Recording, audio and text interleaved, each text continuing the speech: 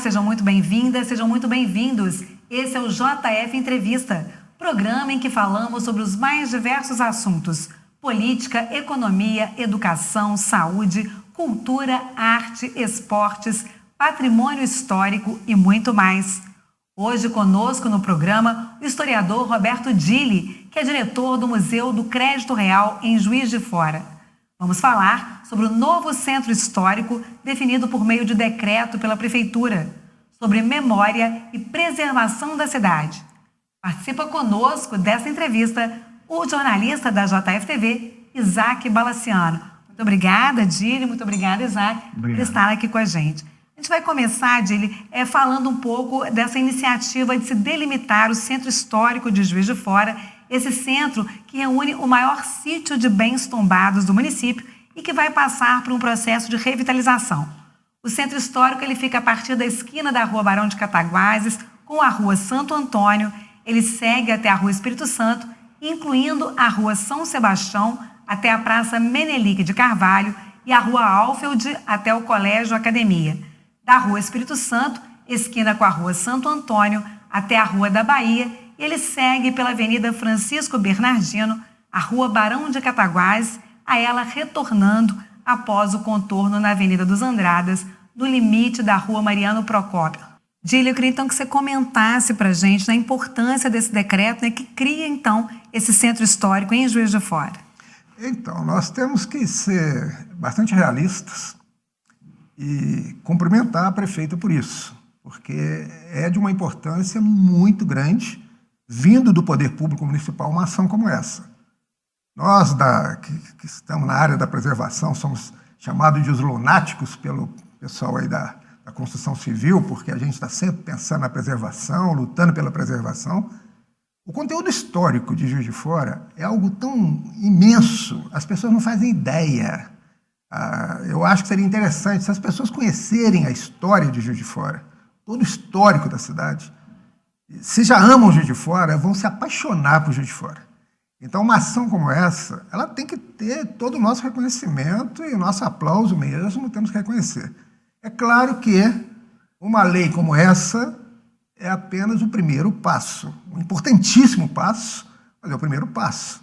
Se não houverem ações complementares, será mais uma lei para nos iludir, para que a gente possa ficar sonhando com o resgate desse centro histórico maravilhoso que nós temos. Antes de passar para o Isaac, né, fazer a sua primeira pergunta, queria que o senhor falasse para a gente o que tem nesse centro histórico, né, nessa delimitação. Estão realmente as obras mais importantes, a obra arquitetônica mais importante de Juiz de Fora? O que a gente poderia destacar? O que o senhor destacaria aí? E que o senhor falou que é a primeira ação, quais seriam os próximos passos, então? Então, nós temos que olhar com um olhar diferenciado o centro histórico da cidade.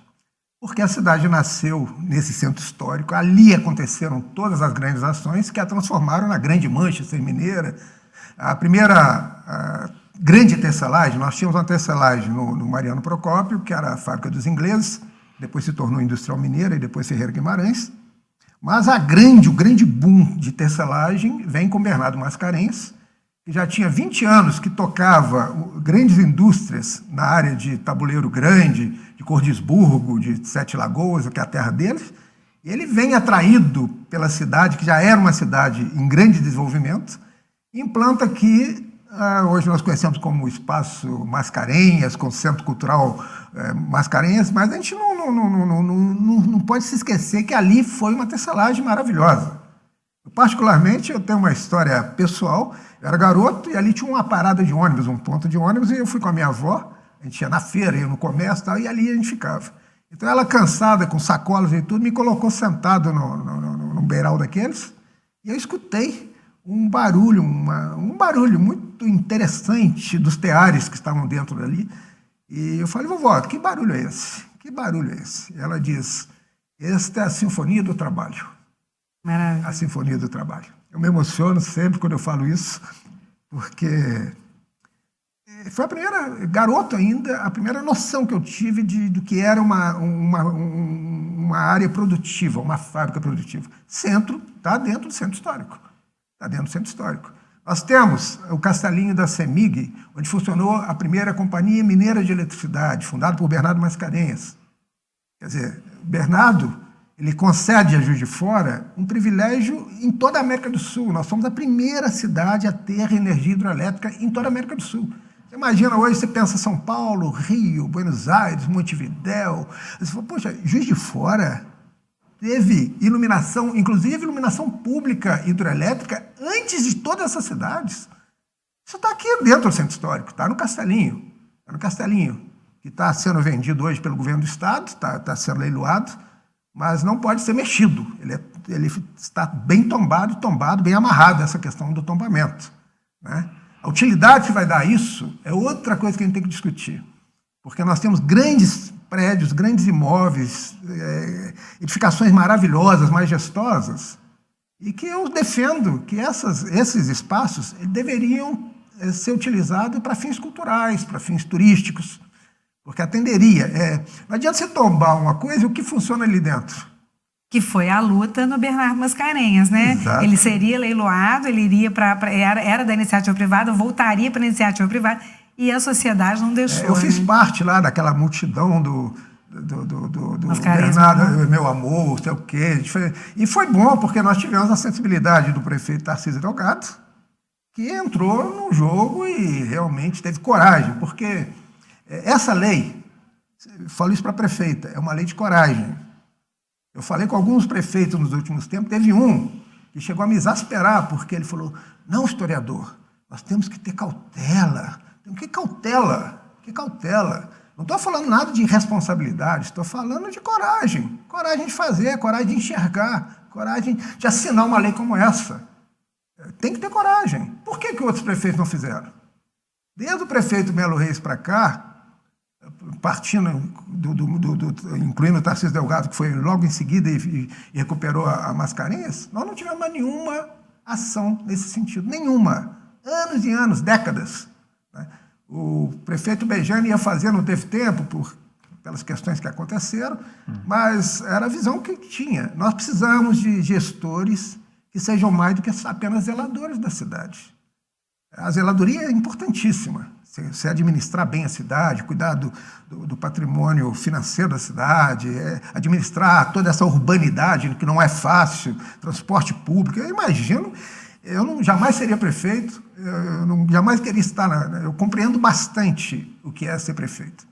Mas eu acho que talvez fosse interessante, complementando essa lei, a prefeitura... Nós tivemos, na época do Melo Reis, a criação do IPLAN, era um instituto que pensava a cidade. Ajudava o prefeito a ajudar. Quem sabe a prefeita... Nós temos, prefeita, mentes brilhantes na cidade, muitos aposentados que estão dentro de casa, com ideias maravilhosas que poderiam contribuir, né, nesse processo de restauração do centro histórico. Nós temos o presidente, me permita citar, o presidente da Associação Comercial de Juiz de Fora, Luiz Vasconcelos, que tem debaixo do braço um projeto belíssimo, projeto feito por arquitetos, é projeto com o pé no chão, é projeto técnico, é projeto pensado, estudado, que você faz uma recuperação da parte histórica, um conjunto histórico da Praça da Estação. Vamos começar por ali, quem sabe? É o mais fácil, um conjunto histórico pertinho da prefeitura. Onde fica, inclusive, a sede da Associação Comercial. A sede da associação, que está... É uma sede que vai passar agora, já está aprovado na Lei Rouanet, um projeto de restauro, vai ser o segundo projeto de restauro sobre a administração do Aloysio. Nós estamos dando toda a força lá, porque é belíssimo isso. É uma ação fantástica do Aloysio Vasconcelos em querer recuperar aquela sede. É a primeira associação comercial de Minas Gerais. Aliás, começar a falar em primeiro, esse centro histórico, ele remete ao pioneirismo da cidade. A gente fala pioneiro numa série de coisas. Quando você pensa, o primeiro transporte público do Estado, Juiz de Fora, bonde puxado por animais, por burro. Você pensa na primeira estação telefônica do Estado, você pensa Juiz de Fora, Jorge Grande, fazendo a estação telefônica aqui. É bem interessante isso. Você pensa, os irmãos Lumière, em 1895, criam um cinema lá em Paris, lá na França. 2 anos apenas depois. Você abre o jornal Farol, está ali o Teatro Juiz de Fora convidando, venham para conhecer o cinematógrafo, o primeiro cinema da América do Sul, Juiz de Fora. Depois nós viemos ter 27 cinemas de rua. É uma cidade que se dava ao luxo de ter cinema nos bairros. São Mateus tinha 2. Os prédios ainda estão lá, um no Instituto Maria e outro na igreja. Estão lá os prédios. Benfica, em Bel tinha cinema. Borboleta tinha um cinema. Bonfim tinha um cinema. Mariano Procópio, Cinema Rex. Gente, o que é isso? Nós temos que entender essa cidade. Essa cidade é riquíssima. É de uma história rica, de uma história que não pode ser perdida. É uma história, as lojas. Você vai na rua Marechal Deodoro, que está incluído nesse centro histórico, nesse decreto.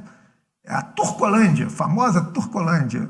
Nunca teve um turco ali, mas eram sírios que ocuparam ali. A Marechal, a parte baixa, ela se tornou assim o núcleo da imigração síria. São 62 famílias que vêm da mesma cidade, de Iabru. É uma cidade interessantíssima. E a história de cada um é belíssima. Casa Combate, Casa Chique, você vai ali, você fala, puxa vida, o Gatasbar, aí em 1940 ele sofre uma enchente, na véspera do Natal, aí os panos que ficavam todos ali, 2 metros de água entrando nas lojas, e eles todos ali já pensativos, aí chega o José Gatasbara, que era um comerciante, dono da Casa Cruz Vermelha, na Praça da Estação, um sírio também, um imigrante, e fala, por que vocês estão todos tristes? Vamos fazer liquidação do pano molhado? E fazem a maior liquidação do pano molhado. É um sucesso tão grande que acaba rapidamente. O pano que teria sido perdido foi vendido rapidamente. Aí a população continuou procurando esse pano. Então, o que eles fizeram? Começaram a pegar os panos que estavam no andar de cima, que não tinham sido atingidos pela enchente, começaram a molhar para vender também. Então, são histórias ricas, belíssimas. Hoje nós temos médicos, engenheiros, advogados, profissionais de várias profissões, todos foram criados nos balcões dessas lojas, nos velhos balcões de madeira. As lojas não existem mais, os balcões se acabaram. A gente olha aquelas fotografias, a gente fica saudoso dessa Juiz de Fora. É a identidade dessa cidade. Esse decreto pode ajudar, e se continuar, vai ajudar a cidade a recuperar a imagem, a grande identidade da cidade. Juiz de Fora é uma identidade perdida, mas não morta. Ela pode ser ressuscitada. E um decreto como esse certamente vai ressuscitar esse projeto de resgate. Agora, professor, a gente sabe, se eu não estiver enganado, a gente tem por volta de quase 2 dezenas de patrimônios tombados aqui na cidade de Juiz de Fora, né? E a gente teve, ao longo da Rio Branco mesmo, os casarões derrubados. O senhor citou até a fábrica Bernardo Mascarenhas, que houve um levante da população para salvar, como na Rio Branco houve, por exemplo, também a conhecida Casa Marajoara, também, né? A gente sabe que esses patrimônios, eles tocam o coração das pessoas, tem a questão da identidade, tem a questão de referência, mas tem principalmente muito a questão da memória afetiva. Mas a maioria da população não conhece a história da cidade mesmo.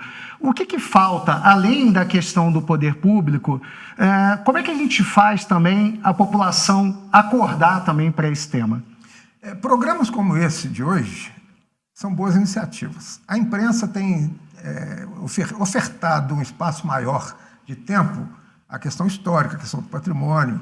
Eu me lembro que, alguns anos atrás, para eu ser convidado para falar sobre história numa TV, era um negócio raríssimo.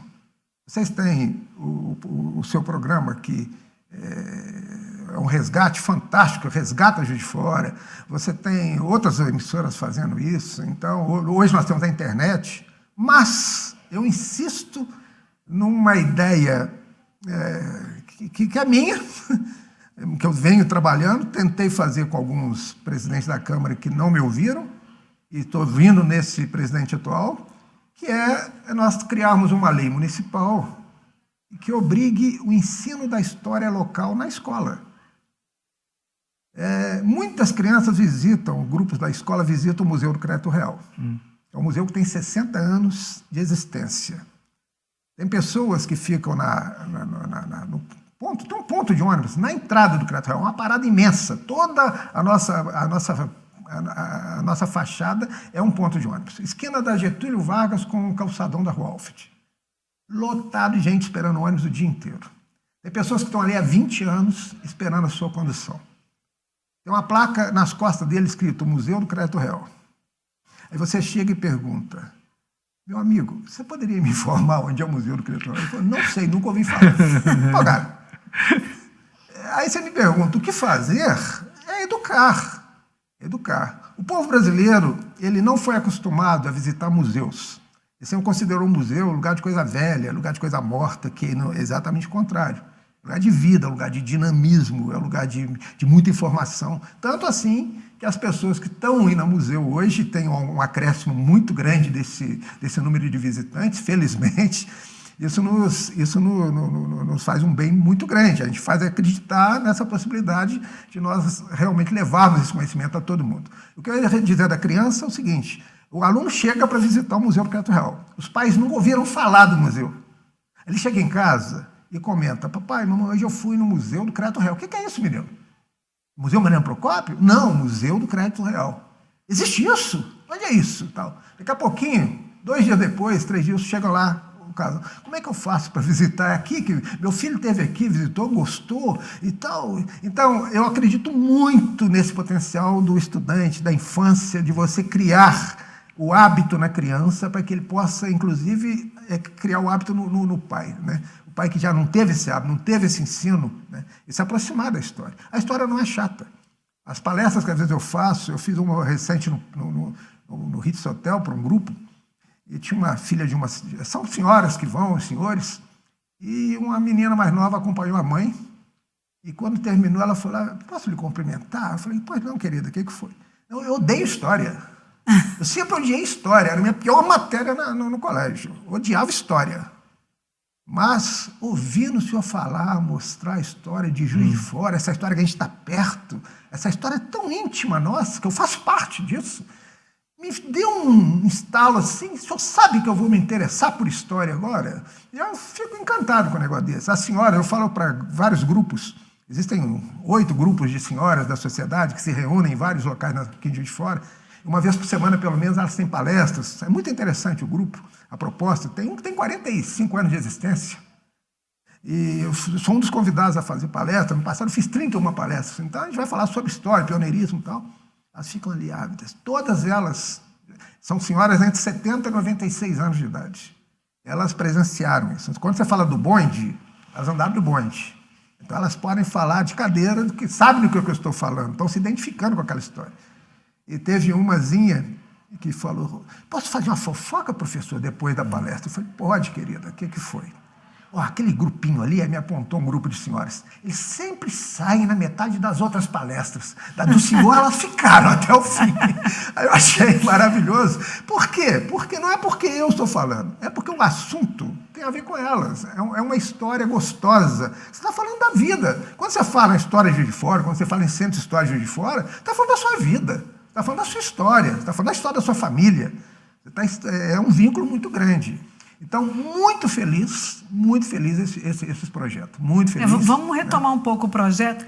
A âncora desse projeto vai ser exatamente a reforma, não da parte da frente, né, do Bernardo Mascarenhas, mas de onde funciona o mercado municipal, que também precisou de grande mobilização. Em 1991, houve um grande incêndio naquele lugar. Em 96 ele foi reinaugurado e já há algum tempo ele está passando por uma reforma e vai ser agora, mais uma vez, né, Bernardo Mascarenhas, mais uma vez, a âncora para essa revitalização. O senhor já falou um pouco, né, das memórias que o senhor mesmo tem com aquele lugar, mas fala um pouco da importância disso de Juiz de Fora também, como outros grandes centros do país, que também vão ter esse grande destaque para o seu mercado central, né?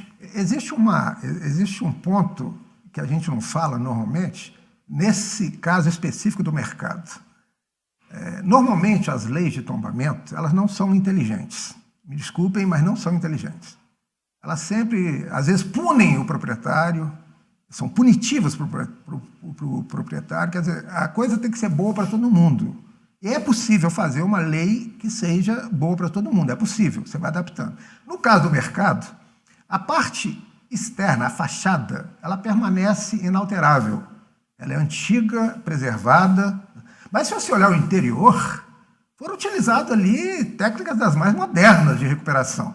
Revitalização. Aliás, a palavra revitalização é muito certa, porque não se trata de um resgate, como voltamos a ser como era antigamente, nós estamos aqui. Não, é revitalização mesmo. Ela foi revitalizada, foi dada vida, ela tem nova vida. E usaram as técnicas mais modernas, que eu acho extraordinário.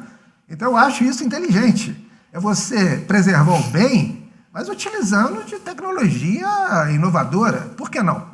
Por que não? Então, muitas leis de tombamento, elas engessam você. Às vezes você tem uma coluna estrutural num bem seu, um bem tombado, ela é feita de madeira. Então, a madeira ela é atacada por cupins e por insetos o tempo inteiro. Por mais que você faça insetização, essa coisa toda, não resolve.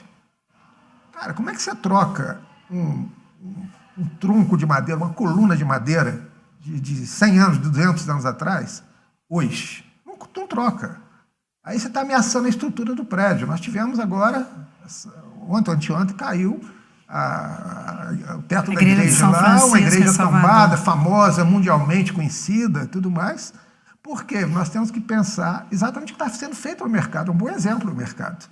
O mercado não utilizou madeira antiga, e fica preso vira um mimimi tremendo. Você ficar preso a essas coisas assim, não pode mexer, é imexível, é intocável.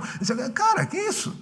Foi bom, muito bem feito. Estruturas de metal, né, que utilizaram. Sim, estrutura metálica, até para combater um incêndio, ela não é inflamável. No caso que já tivemos um incêndio ali, né, eram todas estruturas de madeira que foram queimadas, foram destruídas. A madeira é inflamável, né? Então, eu achei assim mais uma ação acertada.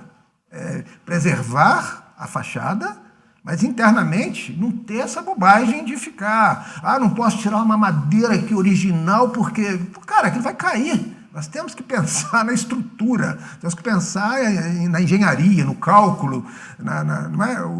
O arquiteto ele não pode viajar vamos manter aqui a madeirinha como era 200 anos atrás, como o Bernardo colocou, sei lá o quê. Primeiro que você não vai achar aquela madeira mais. E segundo, se achar uma fortuna. E se achar, ela pode pegar fogo também. Então, assim, eu achei que foi muito interessante essa forma. Como você citou o primeiro exemplo, ele abre uma prerrogativa para que a gente possa usar em outros imóveis.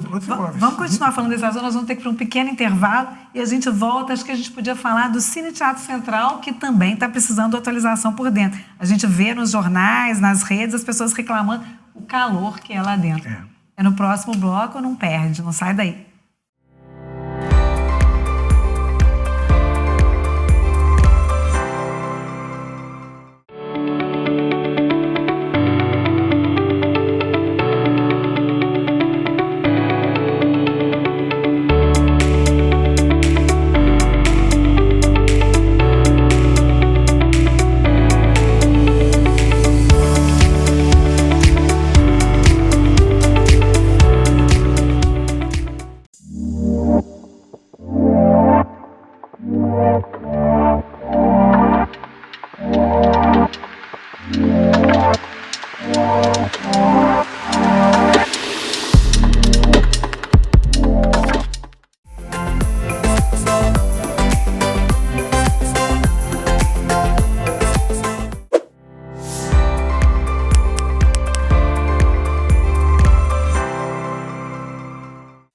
Estamos de volta com o JF Entrevista. Hoje conosco nos estúdios o historiador Roberto Dilli. Estamos falando do decreto que foi divulgado recentemente, que cria o Centro Histórico em Juiz de Fora e também de Memória e Patrimônio. Conosco aqui nos estúdios também o jornalista Isaac Balacian.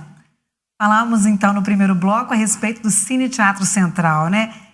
Está sendo restaurado, revitalizado a Fábrica Bernardo Mascarenhas, a parte onde é o mercado. Falávamos da mudança interna e outros lugares como o Cine Teatro Central, que está preservado, né? Não sei como é que o senhor vê isso hoje, se realmente está preservado, mas que muitas vezes não dá condições, o conforto necessário que hoje a modernidade exige, né, Isaac? Que é, por exemplo, o calor Verdade. que é ali dentro, né, por não ter um ar-condicionado central. Como é que o senhor vê isso? E também de outros pontos da cidade que necessitariam dessas mudanças. Então, nós estamos conversando, o Isaac me lembrou, que naquela mandala lá em cima existe um sistema de ventilação, foi feito naturalmente, era ventilação natural. Isso durante muitos anos funcionou. Hoje nós temos o problema climático, essa questão do aquecimento, essa coisa toda, mas mais grave do que isso, nós temos um cinema central cercado de prédios altos. Não tem ventilação. A ventilação não corre ali mais. Então as pessoas hoje, elas sentem um desconforto em estarem dentro do cinema central e realmente fica quente. Há possibilidade de ser feito estudos, tem que ser feito, e é a possibilidade. Nós temos grandes teatros no Rio de Janeiro que utilizam um sistema de ar-condicionado central. Se depõe contra a pintura, não depõe, há uma discussão. Eu acho que esse instituto de inteligência que eu sugiro à prefeita, convidar essas pessoas, são pessoas de vários setores, poderiam ajudá-la muito nisso. A gente descobrir, apesar de que o cinema central ele é um bem que pertence à Universidade Federal, na verdade, é quem deveria estar se preocupando com isso, né? Nós nos preocupamos enquanto cidadãos, mas a universidade, quando o Itamar Franco, presidente Itamar, resolveu adquirir para a cidade, presentear a cidade com o cinema central, ele criou uma lei e o caminho foi através do ministro da Educação, que era Murilo Inck, e de trazer o recurso via universidade, por isso que a universidade se tornou... Não tinha outro caminho para o dinheiro chegar. É uma grande soma. Então, o Itamar fez chegar esse dinheiro via Ministério da Educação e comprou o cinema central. Então, eu acho que tem um conjunto de ações aí para beneficiar o cidadão, o usuário mesmo. Não adianta ter aquele prédio belíssimo, você chega ali e começa a sentir aquele desconforto, que é desconforto mesmo. Sim. Atualmente, aquele sistema de ventilação não funciona. Se existe alguma alternativa, que eu sou totalmente leigo nisso, alguém pode ter um conhecimento de algum sistema de ventilação que possa suportar, né? Mas é interessante. Eu acho que tem essa visão do mercado municipal, ela tem que ser levada para o Teatro Central também. Nós preservamos o patrimônio, não significa não usar tecnologias atuais em benefício de. Eu acho que quando eu chamo de tombamento inteligente, é isso. É você se adequar ao século XXI. Agora, professor, o senhor entende que isso aí cai exatamente na questão que o senhor falou antes, com relação a leis que devem ser feitas ligadas a essa questão dos tombamentos, dos patrimônios, porque lembrando também o teatro, eu preciso antes exaltar, o teatro é maravilhoso, todo mundo que vai lá, que vai tocar, que vai se apresentar, exalta, né? Emoção de todos nós, Milton Nascimento. Maravilhoso. Agora, além da questão, por exemplo, da ventilação, de não ter ar-condicionado, a gente precisa lembrar, por exemplo, também que a acessibilidade lá também não é boa. Por exemplo, um cadeirante não consegue chegar, por exemplo, no mezanino, nas partes de cima, por exemplo, do teatro, né? Então, seria também uma questão de adequar o patrimônio à população. E eu queria aproveitar isso, essa pergunta também que eu já fiz, se é com relação à lei, de perguntar também se a gente deve, como a gente falou em acessibilidade, dar mais acesso para todo mundo para conhecer esses patrimônios. O teatro, o museu, por exemplo. Uma pessoa que nunca teve condições, por exemplo, de assistir uma peça, e mesmo quando é gratuito, chega e fala assim, nossa, eu não tenho nem roupa para ir nesse local, eu nunca entrei aí, né? Será que também o resgate do patrimônio e da história da cidade não está ligado a dar acessibilidade a todas as pessoas a esses patrimônios também? Então, a Secretaria Municipal de Turismo, uma vez criou uma rede, e nós fazíamos isso, do museu nós participamos também no Creto Real, algumas instituições participaram, Casa de Itália, algumas. Então, nós juntos, nós criamos um circuito de visitação. Atualmente, a Secretaria Municipal de Turismo está voltando com esse circuito, mas por conta própria. Ela está fazendo, ela pega grupos, ela faz uma programação e leva essas programações. Nós recebemos há algum tempo, no Museu do Creto Real, um grupo de indigentes. Eles tomaram um banho, botaram a melhor roupinha lá e foram dirigidos por um setor que estava atendendo a eles, me perguntaram: o senhor aceitaria um grupo de moradores de rua para visitar o museu? Eu falei: claro que sim, vamos recebê-los. E estou para te dizer que, para ser suplantado aquele grupo em termos de curiosidade, até hoje eu não achei, não. Perguntavam, primeiro a dignidade deles estava em alta. Eles estavam sendo recebidos como tem que ser recebido, como seres humanos que são. São pessoas humanas que merecem um respeito. E tiveram, assim, o cuidado de pentear o cabelinho, de tomar seu banho lá. O grupo que estava tratando, que estava dirigindo isso, é um grupo de ação, né, que trabalha com esses moradores, eles fizeram um bom trabalho.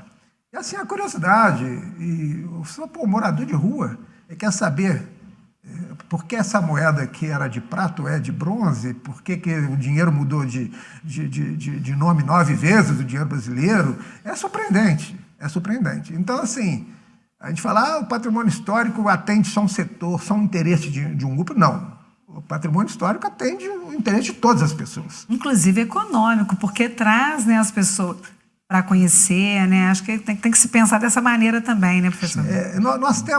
Nós temos em Juiz de Fora polos turísticos. A vida inteira eu briguei contra, na época, o Soranço, que era presidente do Centro Industrial, era meu grande amigo, mas a gente discordava muito. Todo mundo fala, o turismo de Juiz de Fora é um turismo de eventos, e batendo nessa tecla, como se o Juiz de Fora não tivesse nenhum atrativo turístico. E nós temos muitos. Nós temos a Cidade Alta. A Cidade Alta foi o berço da imigração alemã em Juiz de Fora. Até 1970, ontem, se a gente for pensar, né, do ponto de vista histórico, até 1970 não tinha asfalto, não tinha calçamento. As ruas eram todas de terras. Você chegava onde é hoje aquela casa privilégio ali, dali em diante, você identificava que você estava na colônia alemã. Arquitetonicamente, o cenário era um cenário totalmente diferente do que você tinha na parte baixa da cidade. Então, era a Cidade Alta e a Cidade Baixa. Então, a Cidade Alta era a colônia alemã. Nós temos um projeto, nós apresentamos alguns prefeitos, não apresentamos ainda a prefeita Margarida, não houve essa oportunidade. Nós transformamos a Cidade Alta, esse projeto, transforma a Cidade Alta, numa Campos do Jordão, numa Gramado, com a mão nas costas, aproveitando o que existe, sem desprezar nada. Ainda existem casas? Sim, nós temos hoje 12 casas ainda, de um total de centenas, existem 12. Nós conseguimos o tombamento da Igreja Luterana e da Igrejinha Católica de Santana, já estão tombados.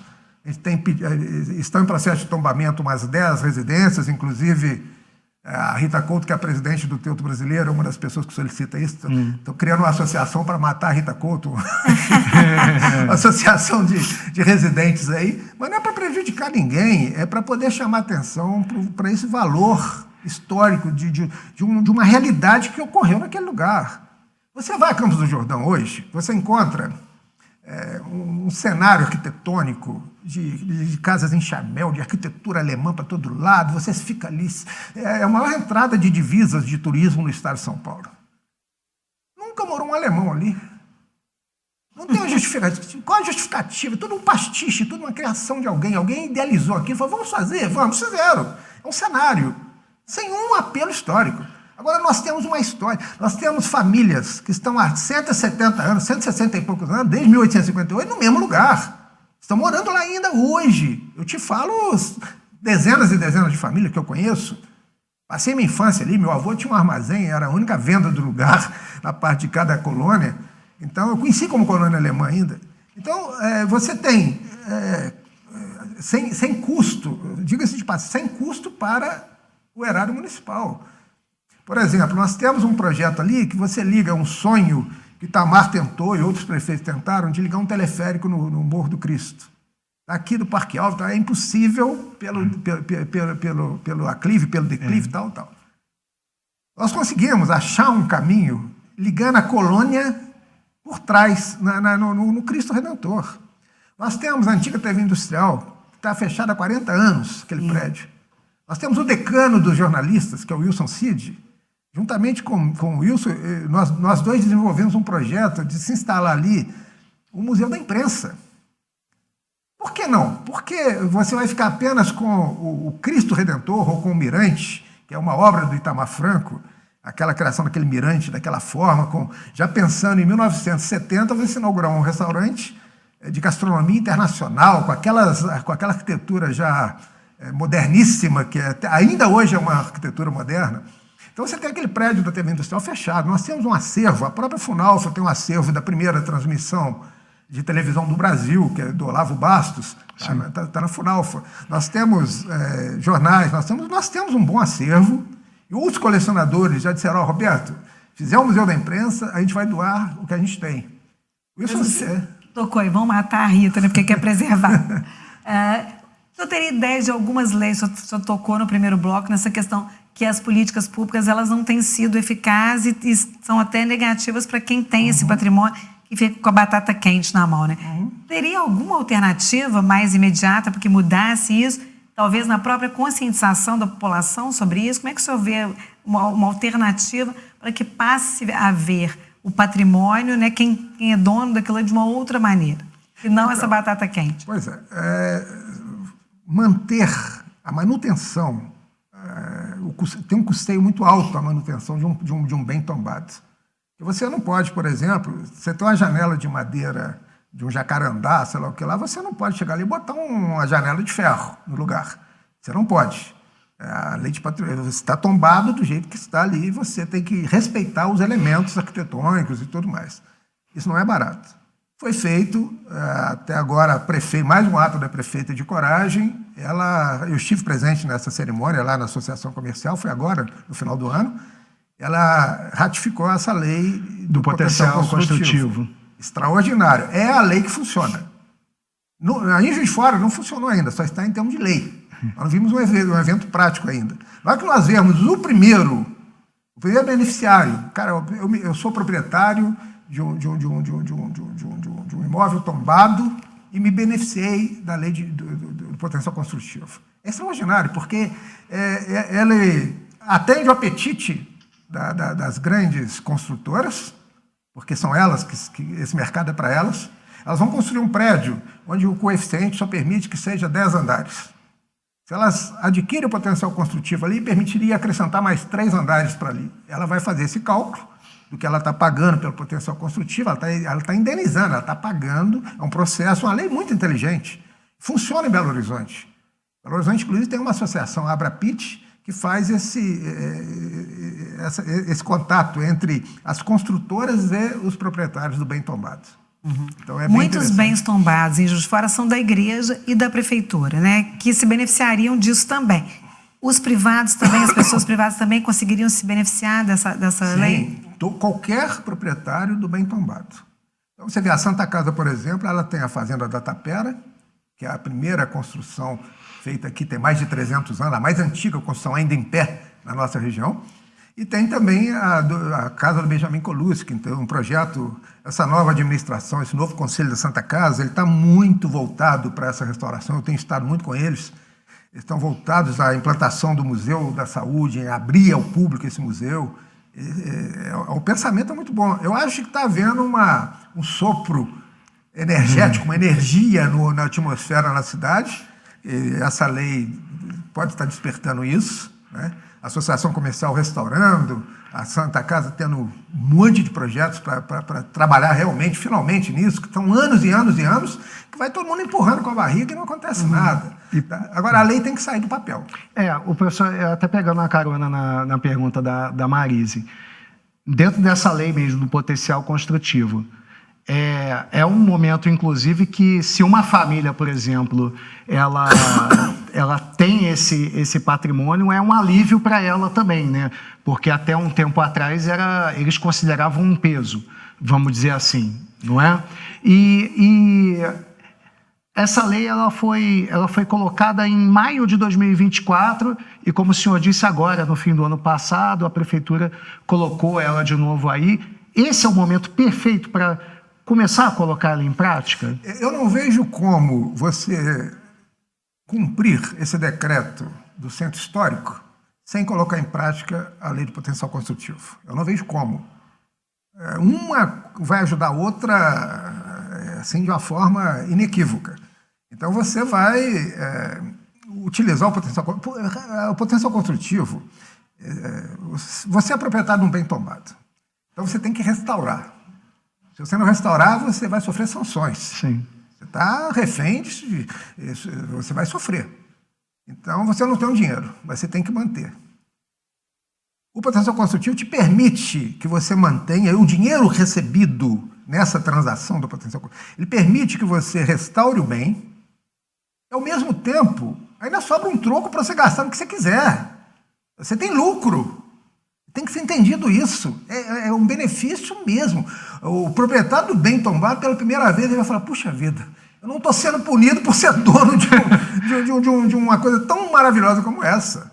Né? Eu acho que a prefeita está consciente disso. Ela não assina uma lei do coisa e outra em seguida sem estar em consonância, harmônicas. Sim. Elas têm que estar em sintonia uma com a outra.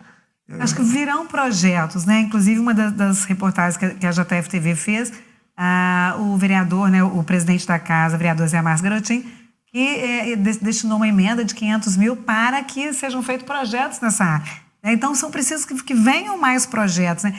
E acho que um deles aí mexe com a questão da calçada da Pedra Portuguesa. Né? O Isaac falava da mobilidade. Acho que está se pensando na mudança dessa Pedra Portuguesa. E aí, o senhor, como historiador, como é que o senhor vê isso? Como é que chegou essa pedra aqui, que hoje há tanto problema, né? Há uma ideia de que haja uma normatização das calçadas da área central. Já se tentou fazer isso. Melo Reis conseguiu, na Avenida Rio Branco, fazer essa normatização com a Pedra Portuguesa, né? Como é que o senhor vê essa polêmica aí? Pois é. Nós temos que entender... Eu já tive discussões homéricas nesse sentido, com outros que defendem a Pedra Portuguesa como se fosse o grande patrimônio da cidade. E não é. Não é. Claro que não é. Na década de 1980 que começa a Pedra Portuguesa a chegar. 1980 que começa a chegar essa ideia, quando é feita a reconstrução da Avenida Rio Branco, né, essa questão que o Melo Reis faz e tal. A Pedra Portuguesa, ela causa bolsões. Anda no calçadão hoje. Anda depois de um dia de chuva, durante a chuva. Você tem que ficar desviando de poça. Porque não existe como, por melhor que seja feito o trabalho, ela vai criar bolsões de água. Ela é escorregadia. Escorrega na Pedra Portuguesa. Ela é a pior ideia que tiveram. Aí se você for olhar... Mas o calçadão, essas pedras também são da década de 80? São. Quando se tombou o calçadão, fala assim, é imexível, né? Nem sei se existe essa palavra, né? Alguém tornar ela famosa, a gente fica usando, né?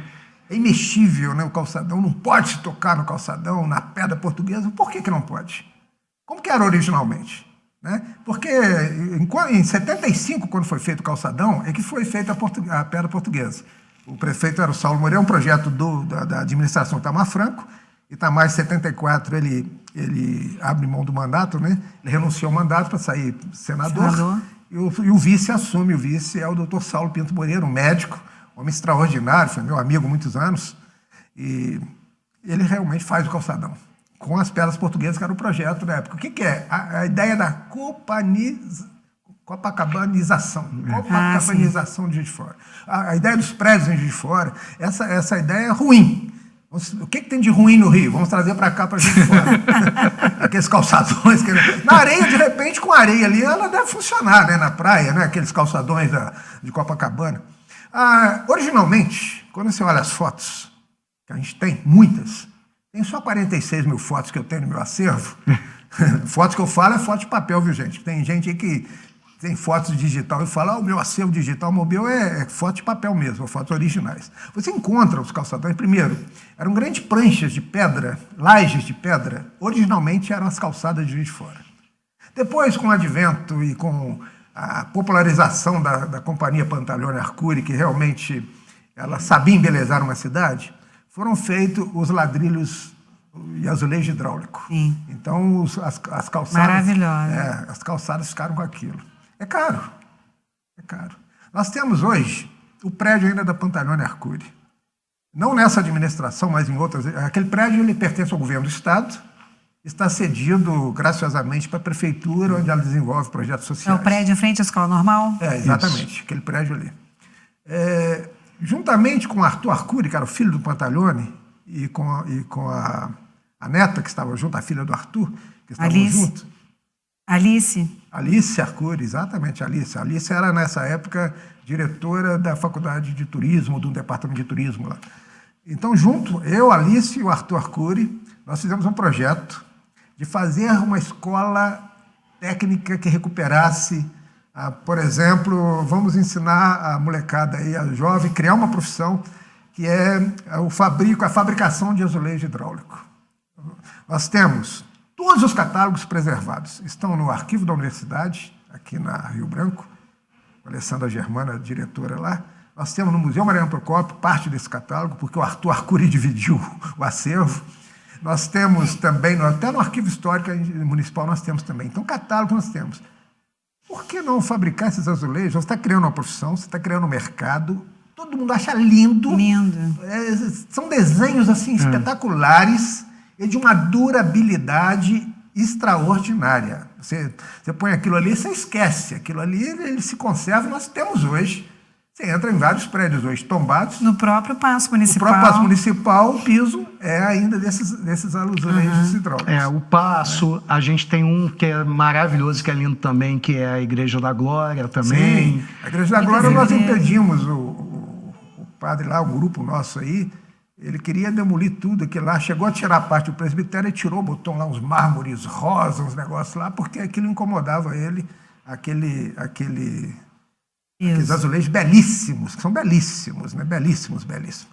Eu digo o seguinte, a pergunta que eu nem gosto de defender bandeiras, mas eu pergunto, a pedra portuguesa é mais bonita do que aqueles pisos? Vamos pegar as fotografias, vamos comparar.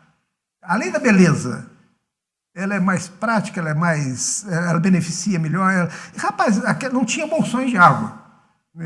Quando tinha um azulejo hidráulico, não existiam bolsões de água, era tudo retinho, bonitinho, as calçadas lindas, uniformes, bonitas, as lojas. Ainda criavam, você vai eu acho que ainda tem, a Rua Marechal, a antiga Casa Pinho, você olha na calçada, ainda mantém esse azulejo hidráulico. E ali está escrito Casa Pinho no próprio azulejo hidráulico. Tinha o próprio anúncio da loja na própria calçada. Então, assim, nós temos maravilhas. É só parar para pensar, usar o bom senso. Eu me recordo que quando, no Paço Municipal, foi anunciado que ali seria feito um atendimento ao cidadão. Eu liderei um grupo de intelectuais, de homens da cultura e mulheres da cultura, e apresentamos na Câmara, está nos anais aí da Câmara, até alguém já me mandou isso recentemente, por isso que eu sei que está as atas. Nós defendemos, fomos para a tribuna, ali tem que ser um espaço para o cidadão, mas um espaço não de atendimento, nesse sentido. Um atendimento turístico, cultural e tudo mais. Levaram-se 20 anos para nos dar razão e realmente desmontar o que foi. Montaram um tal de centro de atendimento, aquele negócio todo, de repente, peraí, um prédio como esse, majestoso, um prédio extraordinário como esse, tem que servir a cultura. No parque municipal da cidade, vamos no continuar, coração da cidade. Vamos mais um intervalo para a gente voltar para o nosso último bloco, continuar falando de memória. É muito assunto, né, Di? Muito assunto. Não sai daí, a gente vai para o último bloco e a gente vai continuar falando de patrimônio, dos casarões, de Juiz de Fora e das coisas mais atuais a respeito desse assunto. Não sai daí.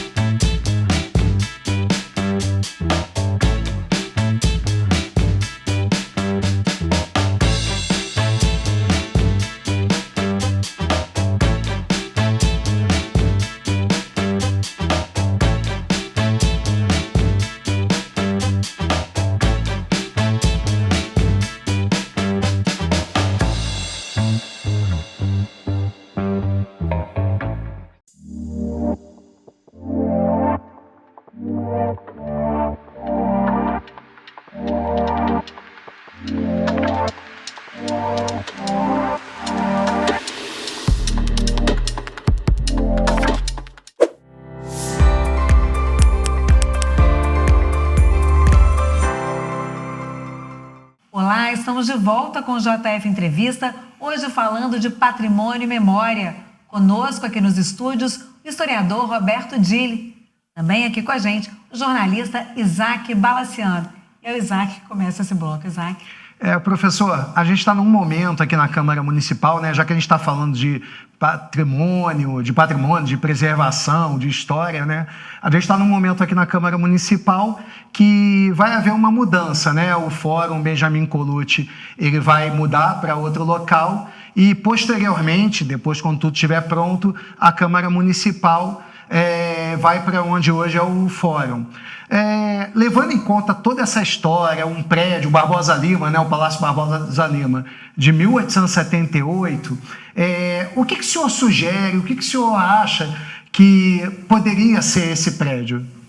Então, para surpresa de vocês, talvez, não é a primeira vez que a Câmara sai desse prédio. No passado, na década de 70, a Câmara saiu daqui e foi instalada no prédio onde é o Cesama hoje, ali. Aquele prédio na esquina da Getúlio Vargas com a Rio Branco. Funcionou ali muitos anos, era um palácio. E o prédio ficou vazio. Administração, prefeito Itamar Franco. O Itamar, então, cria a Secretaria de Cultura, não existia FUNALFA ainda, ele criou a Secretaria de Cultura, era o José Cesário, se não me fala a memória, o secretário, e entregou para o José Cesário. Eu tenho a foto dos dois aqui, ele entregando a porta, abrindo a porta, entregando o prédio, assim, tem essa foto que eles montaram lá, o Itamar entregando para a cultura um prédio como esse. Então, assim, eu acho que a finalidade tem que ser cultural. Cultural no sentido de atender a todas as etnias que vieram para a cidade, são grandes etnias, grandes contingentes, para ninguém ficar de fora. Eu acho que você não pode chegar aqui e falar, vou fazer aqui a cultura alemã. Não precisa. Nós tínhamos um projeto de fazer aqui um projeto de... Isso conversamos, chegamos a conversar bastante isso, até com outros presidentes da Câmara também, onde a gente pensava em fazer um centro de memória africano, por exemplo, que é um contingente maior do que esse, não tem na cidade. Sim. Né? Então seria interessante o resgate, mas não todo, é um prédio muito grande. Então você tem como você ter... Os grupos de teatro amador hoje têm uma grande dificuldade em encontrar onde levar suas peças. Lá no Crato Real eu tento, nos meus 2 pequenos auditórios, eu tento ajudá-los um pouco, tem vários grupos que usam meu espaço lá, mas é pouco. Então, de repente, nós temos, assim, para amador, uma galeria de arte que possa ser utilizada por gente que esteja começando.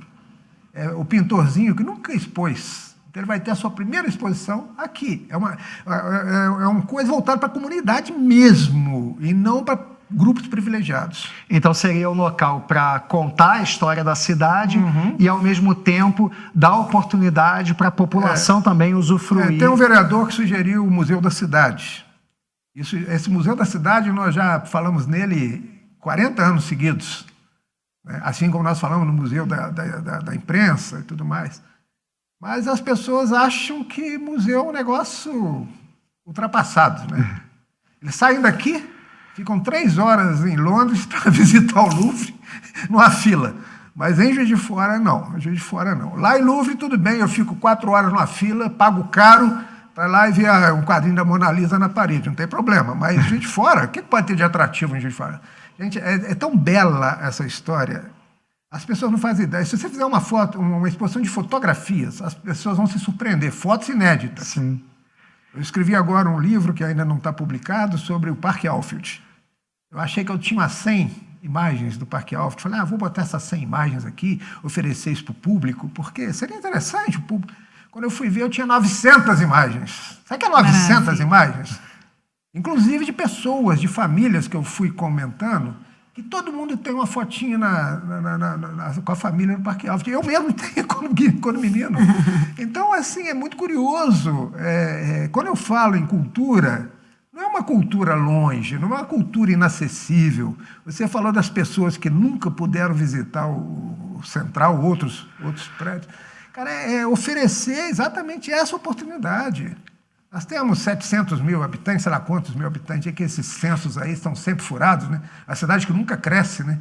Encontra 1 milhão de pessoas na rua, mas o censo fala que é 500 mil, né? Então, eu não vou discutir com o censo, não.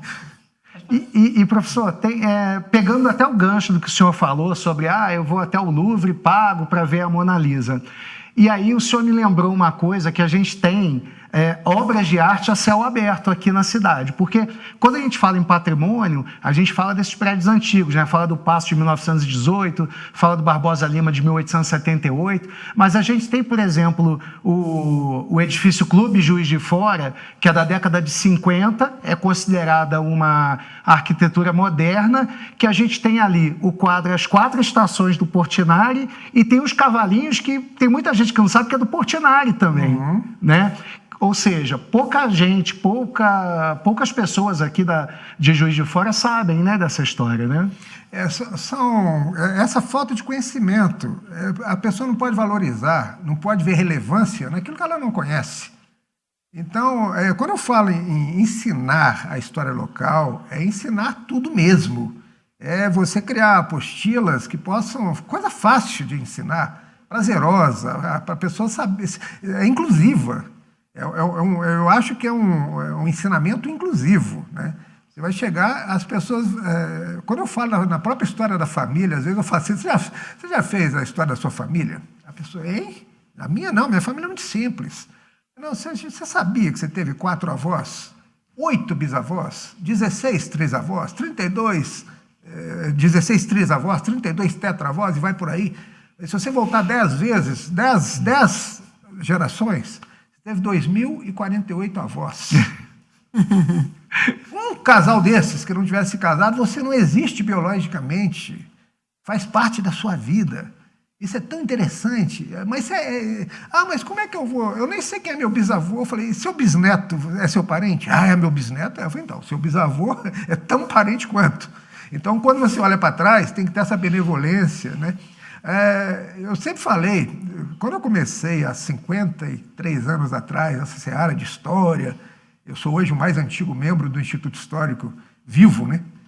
Não sou mais velho, mas sou mais antigo. Tenho 45 anos de Instituto Histórico e Geográfico. Então, quando eu comecei, tinha os grandes historiadores, eu convivi com todos, Paulino de Oliveira, o Stelling, o Wilson Lima Bastos, Almir de Oliveira, Raul Lopes, Jair Lessa. Eu tenho um livro de todos autografados para mim, eu tenho esse privilégio. E o sonho deles era de que essa história não se perdesse. E de lá para cá, até então, a gente não viu do poder público municipal nenhuma ação que nos ajudasse a preservar isso. Pelo contrário, quando falava, eles te olhavam como se você fosse um extraterrestre. Assim. O que é que esse historiador já vem falar de resgate de história, de resgate de patrimônio? É como se você fosse um imbecil que vivesse fora da realidade. O negócio é fazer prédio, é vender, é lucro, é dinheiro. O próprio arquivo histórico da cidade, né? Como é que o senhor vê a questão do arquivo? O arquivo histórico, quando eu conheci o arquivo histórico, ele ficava guardado, se é que pode ser utilizado isso, ele ficava julgado debaixo de uns galpões de telha de amianto, de chão de barro, lá na Duque de Caxias, lá embaixo. Então, o Dormeveli tentou ajudar, depois veio... Quando o Henrique e a Elione chegaram como estagiários, sim, eles já encontraram um caminho. E depois eles deram um caminho, por amor, assim, eles deram um caminho extraordinário. Então, hoje o arquivo ele é exemplar. Primeiro, ele é acessível. Qualquer historiador, qualquer estudante, qualquer pesquisador tem acesso. Mas, mais importante, pode fotografar, pode copiar grátis, sem pagar nada. Porque você vai no Arquivo Público Mineiro, você vai na Biblioteca Nacional, você vai no Arquivo Nacional, para você ter uma cópia de um documento, você paga. E paga um valorzinho razoável. Tudo bem, paga. Mas o arquivo aqui não, nem isso. Ele é tão bem organizado, ele está muito bem, e não tem um espaço adequado. Quando você fala em recuperar o arquivo histórico da cidade, por que não incluir, recuperar o patrimônio histórico? Por que não incluir o arquivo? Sim. E aí a gente tem que falar de uma ação da Câmara, capitaneada pelo presidente atual, que é digitalizar as atas da Câmara Municipal. É porque a gente tem o livro do Paulino até 1950, contando e baseado nas atas. E de 50 para cá, a Câmara tem feito esse trabalho junto com dois estagiários, que têm feito esse trabalho de digitalizar todas as atas de 1950 para cá, e muitas delas estão lá no arquivo histórico. E a ideia do presidente é de tornar isso acessível à população por meio digital, né? Pelo site da Câmara e tal. Como é que o senhor vê essa iniciativa? A iniciativa é excelente. Primeiro porque, de vez em quando, eu vejo alguma lei ser criada por algum vereador. A lei já existe, essa lei. O vereador não sabe que ela existe, ele está criando uma lei em cima de uma lei que já existe, a mesma lei, e ele não tem esse conhecimento, não está falando por maldade. Porque ele não encontrou nada a respeito. Ele falou, cara, isso é inédito, ele não consegue. Depois, nós, como conhecemos muito, a gente esbarra em leis que já existem, outras foram esquecidas. Por exemplo, não se dava o nome a rua sem uma consulta ao Instituto Histórico e Geográfico. A Câmara, o vereador, vou dar o nome do Isaac aqui nessa rua, está ótimo. Vamos consultar o Instituto Histórico. Então, ele tinha todo um parecer do Instituto Histórico, um parecer técnico, né? Não era deliberativo, é consultivo, mas é importante. Essa lei, que eu saiba, ela nunca foi eliminada, né? Mas ela não é colocada em prática há muitos anos.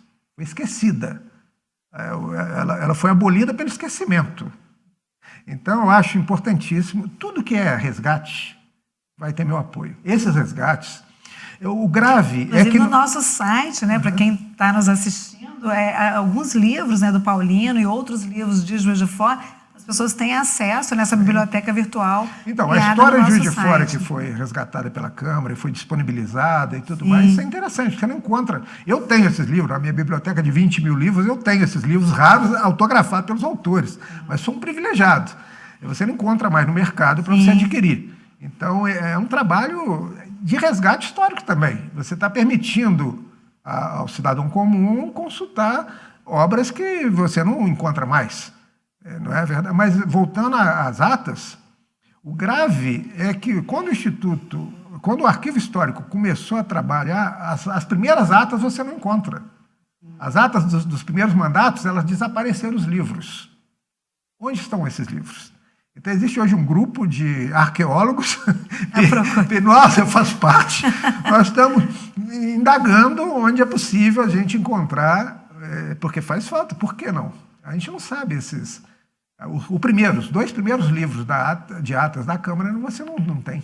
Agora, essa questão do arquivo histórico também, que a gente tem que exaltar mesmo esse trabalho hercúleo da Elione e do Henrique, né? E a Raquel agora também, que está lá, que trabalha bastante. E está lá. Não poderia, né? Eu falo com o Henrique, não poderia aposentar. Mas também, assim como todos os patrimônios da cidade, é um trabalho também que precisa ser divulgado, né?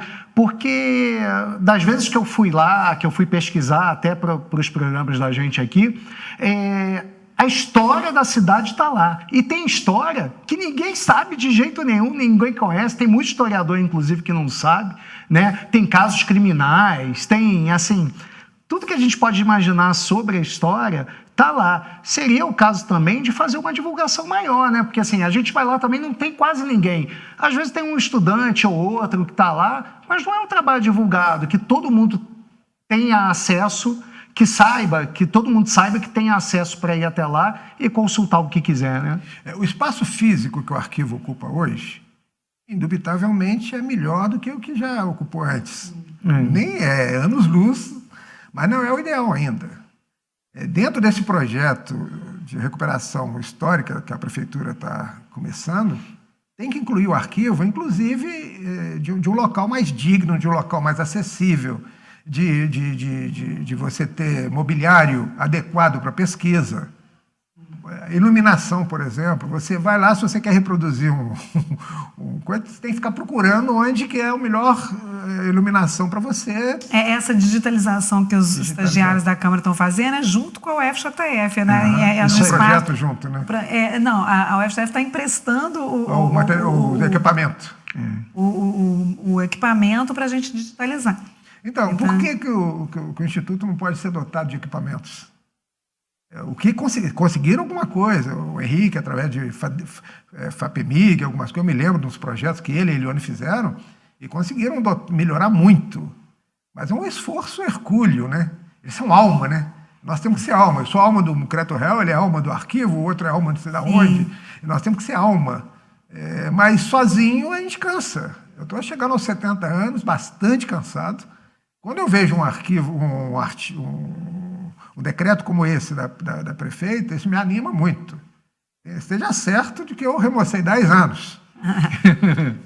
E você já está à frente do Museu de Crédito Real há muitos anos, né? Vamos falar um pouco dos museus de Juiz de Fora. Juiz de Fora tem 22 museus. Que museus são esses? Como é que eles são frequentados, né?